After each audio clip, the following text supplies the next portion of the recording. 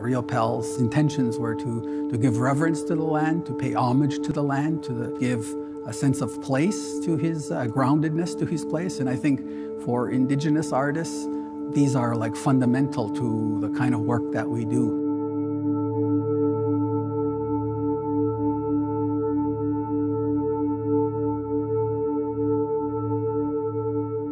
Augi gojokwa, zoadonsius ne ganhigariwesa, negigo Akwiranorn Loft ne Kanien'kehá na jatodo, ganhoage ne duwageno. Gwa kwanurunkwa zawagwego.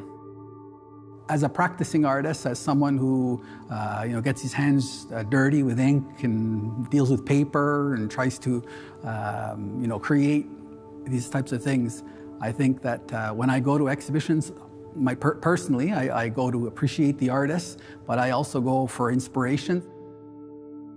Riopel's intentions were to give reverence to the land, to pay homage to the land, to give a sense of place to his groundedness to his place. And I think for Indigenous artists, these are like fundamental to the kind of work that we do. You know, we talk about the land, we talk about our relationship to the land, we talk about the environment, our interconnectedness, and how everything that we do, from planting seeds to raising crops to harvesting to collecting berries to doing all these things, kind of bring us into close contact with that.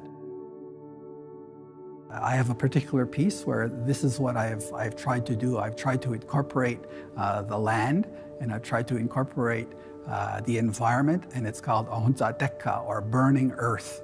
And in a landscape of scorched earth, faces emerge from the woods, and you can barely make them out. And it's a reminder, that our people are here, our people were here, and we have a deep connection to our earth.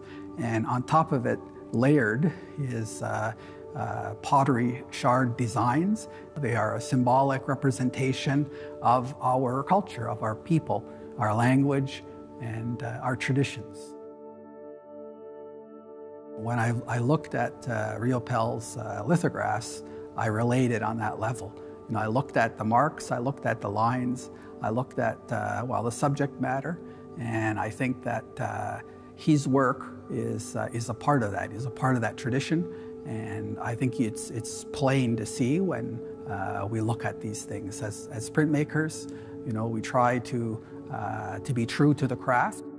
I look at Riopel's etchings, I look at his seriographs, I look at the lithographs as a practitioner as well. I'm very curious about the process, and I'm curious about, of course, his image making and some of the ideas that are foundational to his art.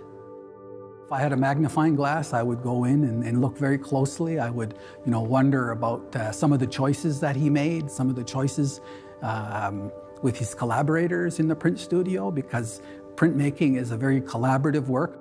It is a special kind of dance that you do. I like working in layers.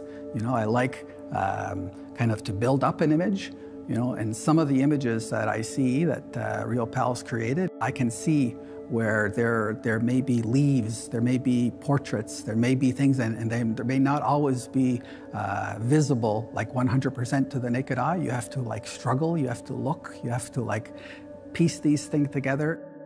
I've kind of played with those ideas, and I've played with those images as well. It's part of the mystery, that is part of the image making and part of the art and part of the message.